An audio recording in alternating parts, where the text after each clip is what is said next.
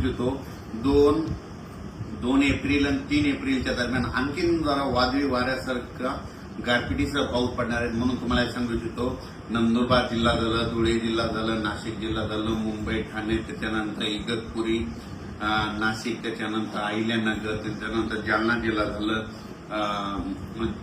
जिल्हा झालं, संभाजीनगर झालं, जळगाव जिल्हा झालं, धुळे, नंदुरबार, जळगाव, बुलढाणा जिल्हा, अकोला जिल्हा, अमरावती, वर्धा, नागपूर, भंडारा, गोंदिया, चंद्रपूर, यवतमाळ, वाशिम, हिंगोली, नांदेड, परभणी, लातूर, जालना, बीड, धाराशिव, त्याच्यानंतर जालना, त्याच्यानंतर अकोला, अमरावती ह्या पट्ट्यात आणि त्याच्यानंतर इकडं साताऱ्यापासून म्हणजे कोल्हापूर, सातारा तसेच पुणे ते तसा पट्टा संगमनेर, अहिल्यानगर, जळगावपर्यंत चांगल्या स्वरूपाचा पाऊस पडणार आहे. काही ठिकाणी खूप गारपीट पाहायला भेटणार आहे. गारपीट देखील होणार आहे. म्हणून ज्यांचं कांदा असेल, गहू असेल त्यांनी काळजी करून घ्यावी. या पावसामध्ये विजेचं प्रमाण जास्त आहे. म्हणून शेतकऱ्यांनी झाडाखाली थांबू नये, आपली पाळीव प्राणी पशुधन झाडाखाली बांधू नये म्हणून हे देखील सर्व लक्षात येतं. म्हणजे 4 एप्रिलपर्यंत राज्यात असंच अवकाळीचं दररोज वेगवेगळ्या जिल्ह्यात वेगवेगळ्या विभागात पाऊस पडणार आहे म्हणून हा अंदाज लक्षात येतो.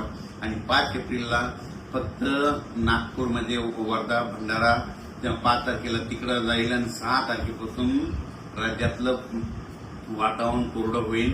म्हणजे 6 एप्रिल नंतर राज्यात कोरडं हवामान होणार आहे म्हणून हा अंदाज सर्व शेतकऱ्यांना लक्षात येतात. पण आणखीन पण 31, 1, 2, 3, 4 तारखेपर्यंत 5 दिवस पावसाळ्यासारखा पाऊस पडणार आहे. खूप ठिकाणी गारपीट होणार आहे.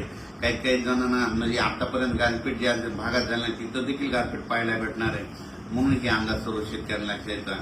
खास करून शेतकऱ्याला सांगू इच्छितो जे कांद्याचा पट्टा आहे म्हणजे साताऱ्यापासून ते असा बारामती, पुणे मध्ये जवळपास 150 गाव आहेत.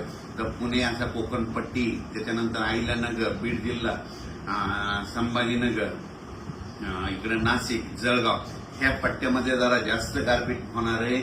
म्हणून हा अंदाज त्या कांद्याच्या शेतकऱ्यांना लक्षात येताना आपण आपले कांदे असतात तर काढून झाकून ठेवायचे म्हणून हे देखील त्या शेतकऱ्यांना लक्षात येतं.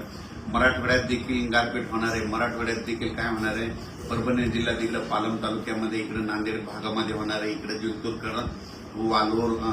वालोर, जिंतूर परिसरामध्ये होणार आहे. ही देखील मराठवाड्याच्या परभणी जिल्ह्याच्या शेतकऱ्यांना अंदाज